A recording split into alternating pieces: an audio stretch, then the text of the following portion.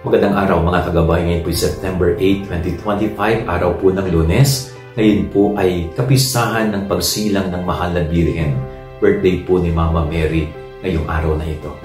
At ito po ay napakagandang paalala sa bawat isa sa ating mga Katoliko bilang mga Kristiyano.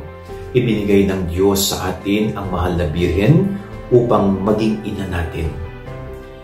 Bilang isang ina, si Maria ay patuloy na nagdarasal para sa atin.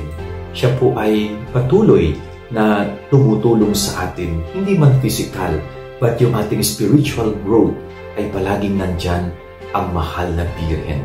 At ang presensya ng Mahal na Birhen ay tanda ng presensya rin ng Diyos sa atin. Kung nasaan ang Mahal na Birhen, nandoon din ang Diyos. Kung nasaan ang Diyos, nandoon din ang Mahal na Birhen.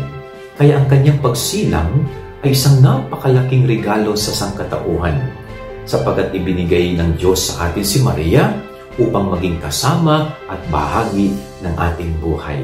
So happy birthday po sa ating Mahal na Birhen. Yan ang ating gabay aral ngayong maghapon. God bless po sa inyong lahat.